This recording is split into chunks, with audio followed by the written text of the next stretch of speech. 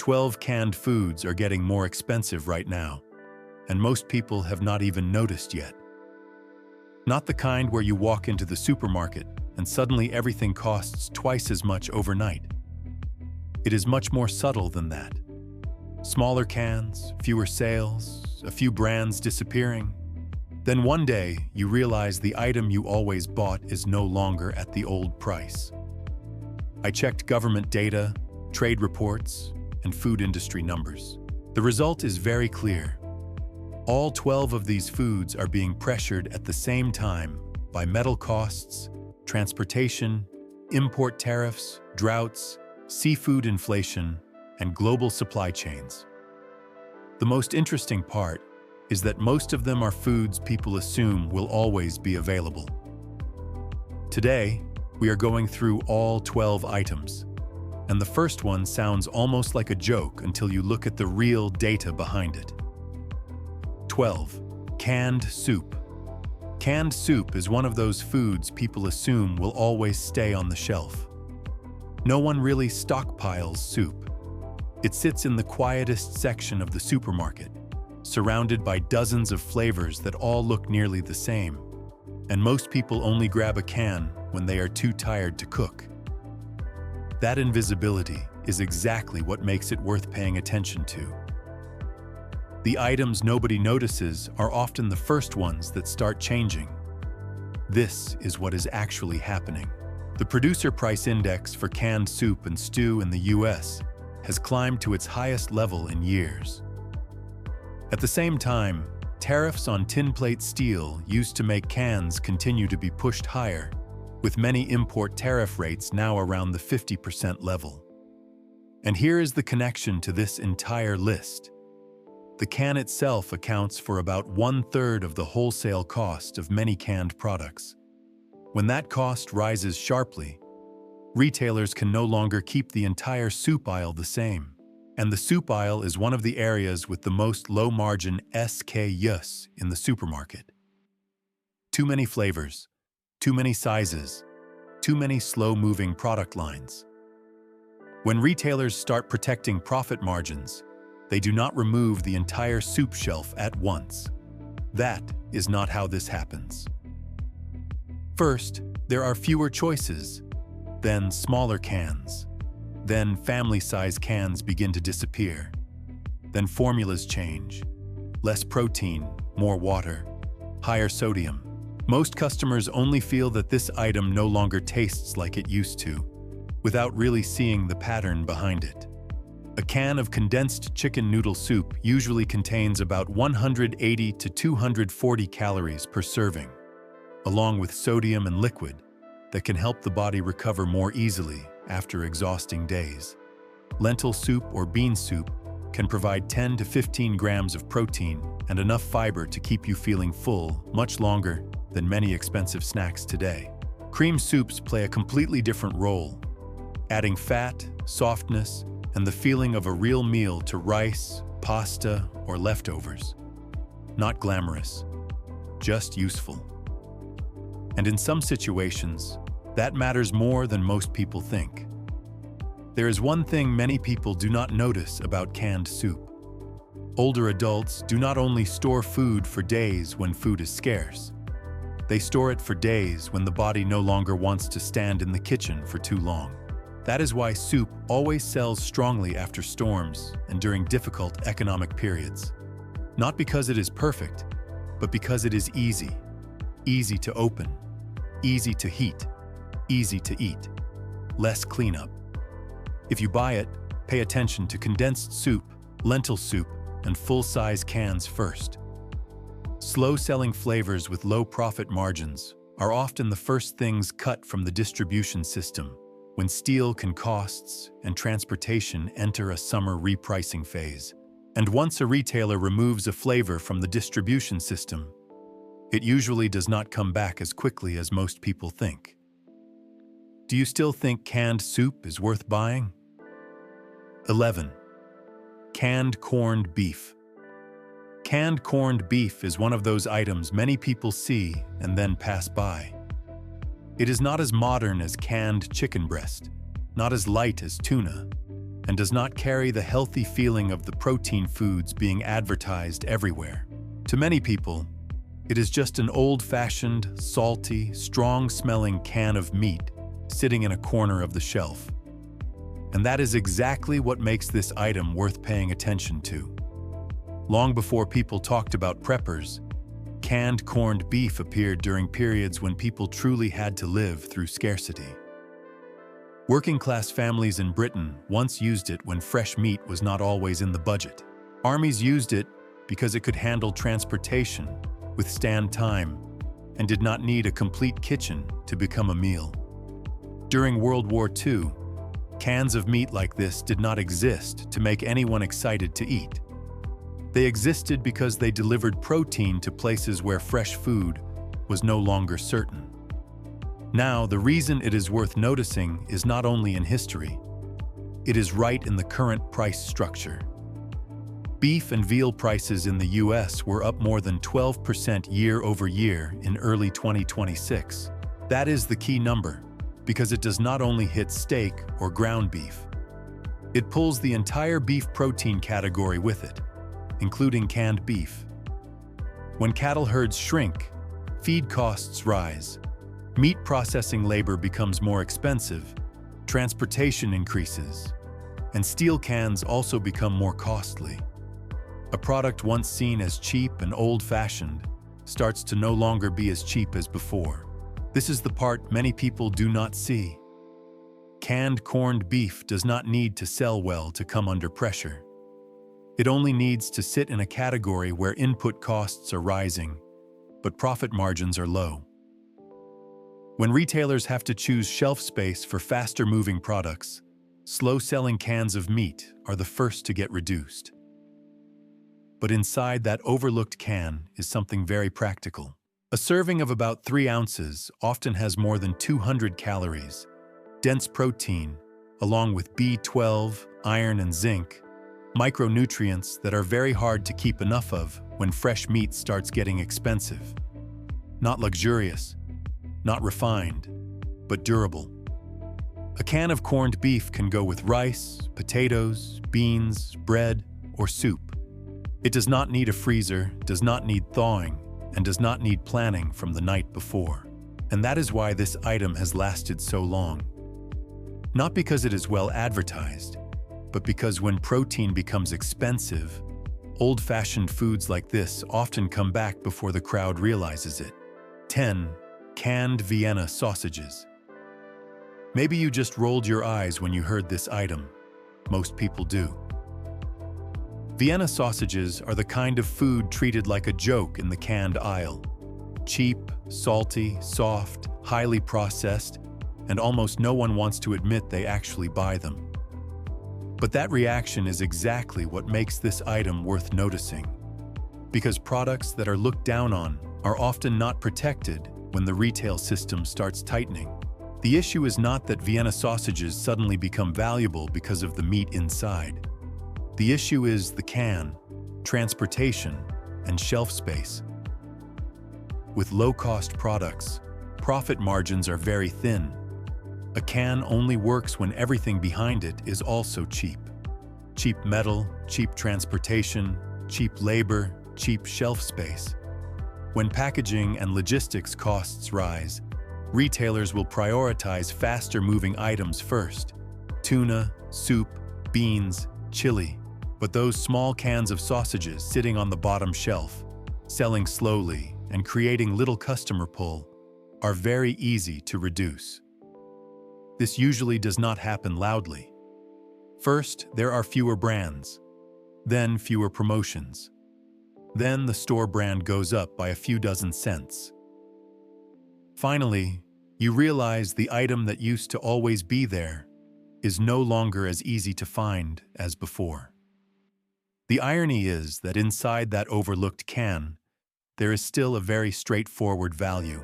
A serving of about 2 ounces usually has nearly 180 calories and about 7 grams of protein, is already cooked, packed in brine, and can sit for years at room temperature. This is not a food to show off.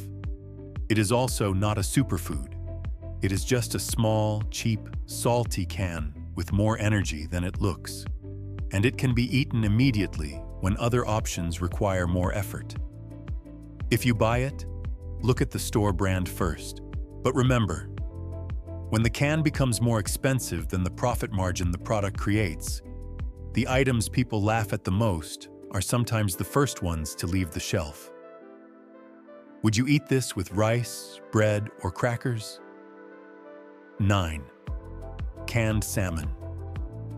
Canned salmon is one of those foods many people assume will always exist. It is not a niche product.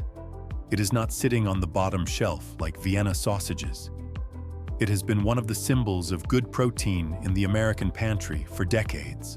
And that is exactly why most people have not realized what is happening to it. Salmon is now being squeezed from both ends at the same time. One end is politics. The other end is the ocean. Over the past few years, import tariffs, cold chain transportation costs, and trade pressure on international seafood sources have started pushing salmon prices higher faster than most shoppers realize. Canada, Chile, and Norway are still major links in the global salmon system, but that system is no longer as cheap as it used to be. Cold chain logistics and fuel alone have caused many canned seafood lines to rise faster than ordinary food inflation. But that is only half the problem. The other half is out in the ocean. Rising ocean temperatures are changing the entire habitat of wild salmon. From the Pacific Northwest to the Gulf of Maine, many wild salmon populations are facing greater pressure each year. Some regions have recorded salmon returns significantly lower than historical levels. And here is the most important part. Even if tariffs fall or transportation becomes stable again, the physical supply of wild fish can still continue shrinking. That is no longer ordinary inflation. It is structural reduction. A world that once helped salmon become common, easy to buy, and relatively stable is beginning to change at the root. And changes like this usually do not reverse as quickly as most people think. And that is exactly why canned salmon is worth paying attention to. Not only because it may become more expensive, but because it is one of the few canned proteins that still keeps very strong nutritional value after processing. A can of sockeye or pink salmon usually has more than 20 grams of protein, along with omega-3s, vitamin D, and far more calcium than many people realize if the soft bones are still left inside. It is no accident that canned salmon was once seen as premium pantry protein in many households. If you buy it, prioritize wild-caught pink or sockeye salmon first. Bone-in types usually have much better nutritional value than their appearance suggests. And if possible, be more careful with cheap Atlantic farmed salmon, because much of today's environmental pressure is making the gap between wild salmon and farmed salmon increasingly noticeable. Canned salmon has not disappeared, but the system that once kept it stable is beginning to weaken from both sides at the same time. 8. Canned sardines. Canned sardines are one of those foods many people still see as backup food, the kind of food that sits at the back of the pantry, only opened when everything else is gone or when there are no better options left. It does not have the clean image of salmon. It is not marketed like tuna protein packs, and almost no one really brags about stockpiling sardines. That is exactly what is interesting about this item. While most people still see sardines as second-tier food, the food market is starting to treat them as a product that is becoming more expensive to maintain. Seafood inflation continues to rise faster than many other food categories. Cold chain transportation costs are rising. Metal can prices are rising. And especially, olive oil prices have surged after several difficult harvest seasons in the Mediterranean. That puts direct pressure on the very type of sardines many people once thought of as cheap protein. And like many other items on this list, the change usually does not happen in a dramatic way. First, the cans get smaller. Then there is less fish in the same can size. Then the types packed in olive oil start rising in price faster than most shoppers think is reasonable. Then imported lines or slow-selling flavors begin to disappear first. The irony is that inside that small, overlooked can is one of the most concentrated forms of nutrition on the entire canned food shelf. Protein, omega-3s, fat, calcium from soft bones, vitamin D, B12, all of it sits inside one small can that can last for years at room temperature. That is why more and more people are beginning to see sardines differently. Not as hunger backup food, but as a form of concentrated nutrition, something that provides far more value than its size suggests. And there is one detail very few people notice about sardines packed in olive oil. Some types can actually taste better after about 1 to 2 years of proper storage. Oil, salt, and thyme make the texture softer, the flavor deeper, and the balance much better than when they are freshly canned. This is the kind of detail that makes sardines different from many other stockpile foods. They do not just last a long time, they can mature over time. That is why in some places in Europe, aged sardines packed in olive oil are even viewed almost the way people talk about wine or aged cheese. Not because they are luxurious, but because time truly changes the experience of eating them. If you buy them, pay attention to bone-in types packed in olive oil first. Those soft bones are where the calcium many people overlook is found. And in a period when seafood, olive oil, and metal cans are all rising in price at the same time, these small cans of fish that were once looked down on may become one of the fastest changing items on the entire shelf. Have you ever thought that one small can of sardines could contain that much nutrition? 7. Canned tuna. Canned tuna used to be the definition of cheap protein in the American pantry.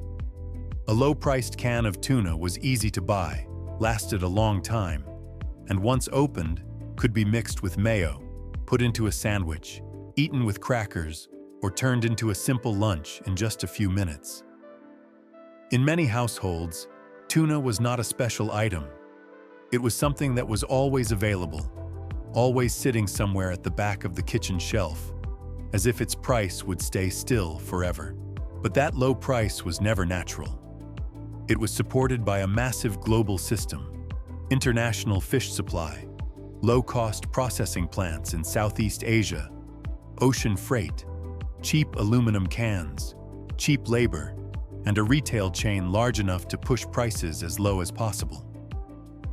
For years, that system worked so smoothly that shoppers almost forgot it existed. And here is the number worth noticing. About 75% of the seafood consumed in the US comes from imports. Tuna is one of the categories most heavily dependent on that system. That means a small can of tuna in the supermarket is not just fish and brine.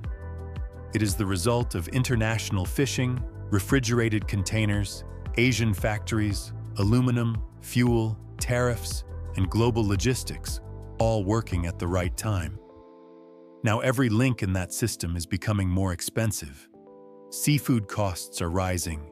Import tariffs are changing. Transportation is no longer as cheap as before. Aluminum prices for food cans are fluctuating more sharply. And when processing costs in Thailand, Vietnam, or the Philippines rise, the old cheap tuna can begin to lose the foundation that kept it stable for years. This is not a story of one brand raising prices by a few cents. This is the end of an era of cheap canned food built on cheap aluminum, cheap logistics, and cheap processing on the other side of the world. And like many other items on this list, the change usually does not happen in a dramatic way. First, there are fewer sales. Then the cans get smaller. Then multi-packs are no longer as cheap as before. Then tuna pouches start costing as much as the larger cans that were once considered premium. What matters is that tuna is still extremely practical.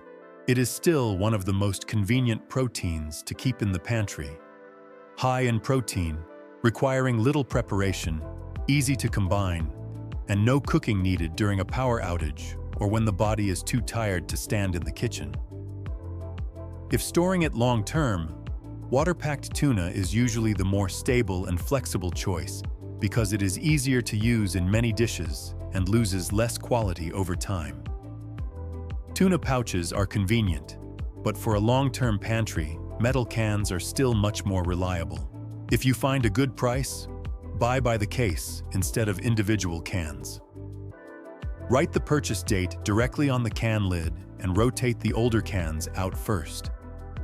It sounds simple, but with tuna, those small habits are exactly what decide whether you are stockpiling smart or just stacking metal in the kitchen cabinet. Canned tuna has not lost its value, but the era of seeing it as the default cheap protein may be ending faster than most people think. 6. Canned chickpeas. Chickpeas used to be one of the most overlooked items on the shelf. Not glamorous, not promoted like protein bars or high-protein foods. To many people, chickpeas are just a cheap vegetarian food used to fill the stomach, mix into salads, or blend into hummus when needed.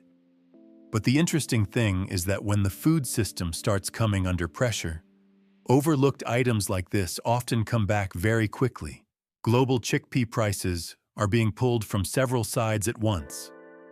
Unstable weather, higher transportation costs, more expensive fertilizer, tariff pressure on legume exporting countries, and even the USDA's dry bean purchasing program being sharply reduced compared with before. India, one of the biggest centers of the global chickpea market, has also repeatedly had to adjust domestic supply and exports to control food prices at home. When the largest producing country starts holding supply more tightly, the rest of the market cannot stand still. But the story of chickpeas is much older than today's disruptions.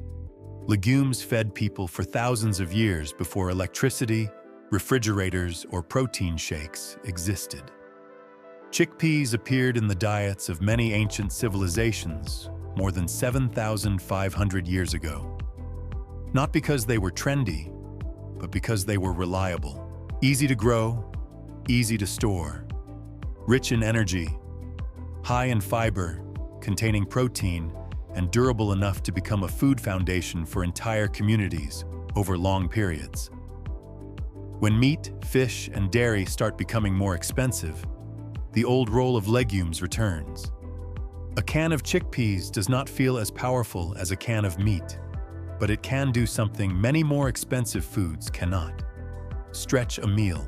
You can eat it cold, mash it into hummus, add it to soup, mix it with rice, add it to salad, or roast it until crispy as a snack. It does not try to look smart. It is just quietly useful. And there is one detail very few people use properly. Do not pour out the liquid in the can too quickly. That liquid is called aquafaba. It can replace eggs in many cooking and baking uses. Something once seen as leftover water turns out to be an extremely useful cooking tool at a time when egg prices and food costs are becoming harder to predict. Chickpeas are not the kind of food that makes people excited to buy. But for thousands of years, the most durable food systems were not built on excitement. They were built on simple, stable foods, smart enough to outlast every trend. Have you ever used aquafaba instead of eggs? 5. Canned coconut milk. Very few people see canned coconut milk as prepper food. To most people, it is just an ingredient for curry, Thai dishes, or a few Asian desserts. A can of coconut milk is often seen as a pantry extra, something nice to have, but not necessary. But that is only true when the food system still has an abundance of cheap fats. When cooking oil starts getting more expensive, when pantry meals become increasingly dry and repetitive, fat is no longer a small detail. It becomes energy infrastructure. And that is when full-fat coconut milk begins to show its real value.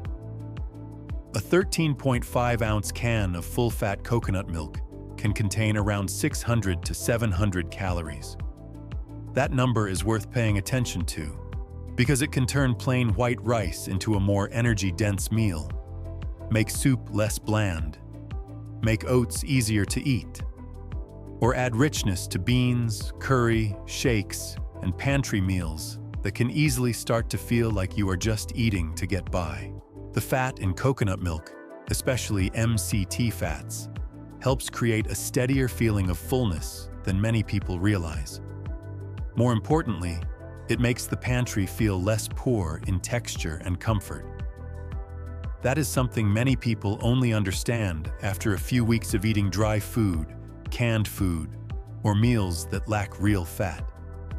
The body does not only get tired from a lack of calories, it also gets tired because everything starts to feel the same: dry, bland, and missing the comfort of eating. The problem is that coconut milk is also under its own pressure. The supply of canned coconut milk depends heavily on Southeast Asia, especially Thailand, Vietnam, and the Philippines. When transportation costs rise, tariffs change, or international food supply chains tighten, imported cans of coconut milk can no longer hold the comfortable prices they once had.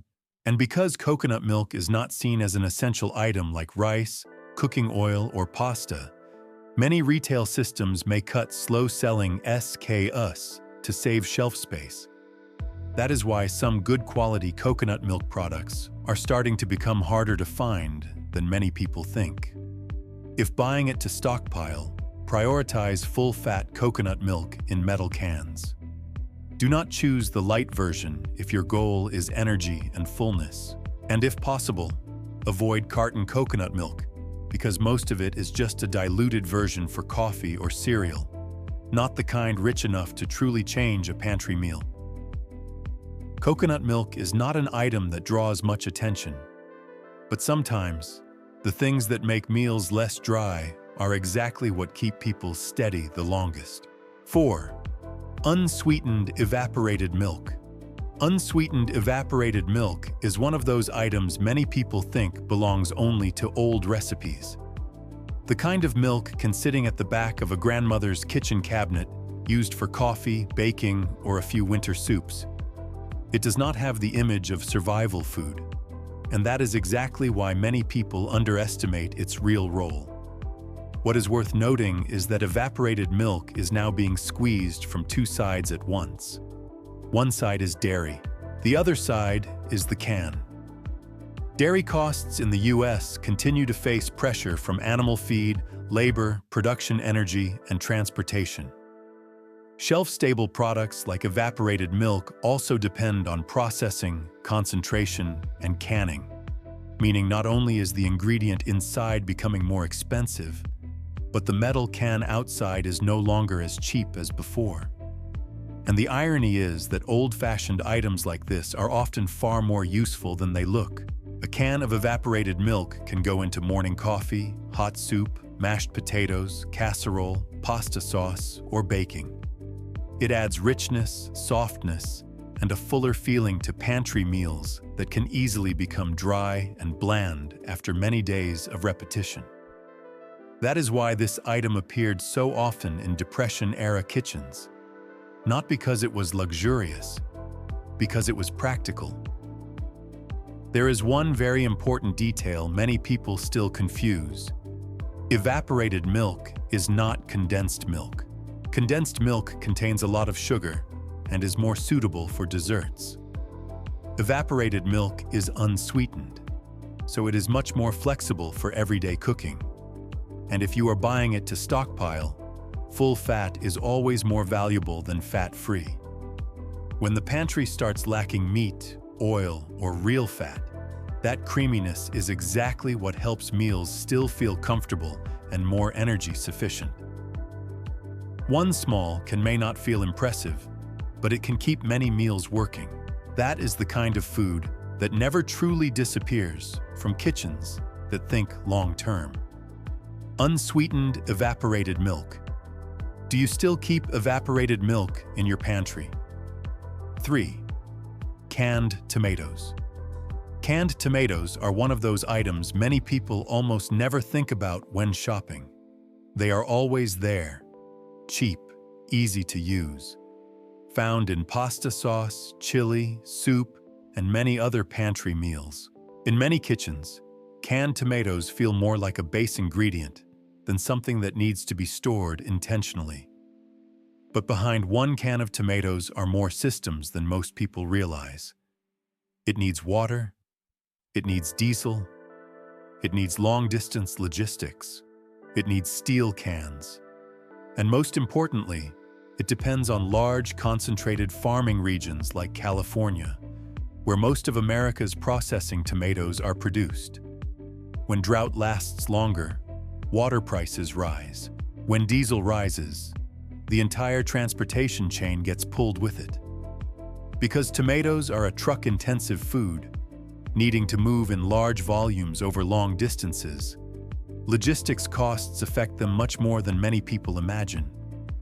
That is why canned tomatoes are starting to change in a very familiar way. Fewer promotions, smaller cans, more water, less tomato. The change is not loud. Shoppers just gradually feel that a can of tomatoes is no longer what it used to be. The interesting thing is that canned tomatoes are still extremely practical. The lycopene in cooked tomatoes remains very stable. It creates a base for soup, pasta, beans, and almost every kind of pantry cooking when meat starts becoming more expensive. But if you stockpile smart, tomato paste is often more valuable than diced or crushed tomatoes. One small can of paste is many times more concentrated, can be used for more meals in the same storage space, and depends less on water. Canned tomatoes look very simple, but behind that small can are water, steel, fuel, and thousands of miles of logistics, all working together to keep this cheap and always available item alive. 2. Olive oil. Many people see olive oil only as a healthy cooking oil or a slightly premium item in the supermarket. But in reality, olive oil was once part of survival infrastructure for thousands of years. Since ancient Roman times, people have used olive oil to cook, preserve food, increase calories, and help food last longer through winter. It is not just an ingredient. It is stored energy in the form of fat. And that is why olive oil prices today are much more worth paying attention to than many people think. Prolonged droughts in Spain, Italy, and Greece have reduced global olive production for several seasons in a row. Higher temperatures, unstable weather, and water pressure have made olive oil production more unpredictable than before. But the most important thing is that olive oil does not only affect itself, it pulls the prices of many other foods with it. Sardines packed in olive oil, tuna packed in olive oil, preserved vegetables, antipasto jars, and many Mediterranean canned foods. When olive oil rises in price, the entire group of foods that depends on it begins to change too. That is why olive oil is no longer just cooking oil. It is a hidden cost layer behind many pantry foods. If buying it for longer use, metal tins or dark bottles are usually more stable than clear bottles, because light can make oil lose quality faster than many people think. And the harvest date is often more important than the best buy date, because olive oil is best when it is still relatively young. Do you still buy olive oil the way you did before prices rose sharply? 1. Canned mackerel. Canned mackerel is one of the most underrated items on the entire seafood shelf. In the food industry, slow-selling items are often not protected for long when costs begin to rise. Retailers will keep the strongest traffic-driving products first: tuna, salmon, shrimp. But cans of mackerel sitting in the lower corner, selling less, advertised less, and carrying lower profit margins. That is the group most likely to have SKUs cut first when the system starts tightening. What is worth noting is that this is happening right as seafood inflation continues to rise faster than many other food categories. Cold chain transportation costs are higher. Import tariffs on seafood from Canada, Norway, and many parts of the North Atlantic have become more volatile than before. And every new cost layer weighs more heavily on products that are not famous enough, like canned mackerel. That is how a forgotten item can disappear faster than people expect. A can of mackerel usually has more than 20 grams of protein, along with very high omega-3s, vitamin D, B12, and selenium, nutrients that are becoming harder to keep enough of as fresh seafood gets more expensive every year.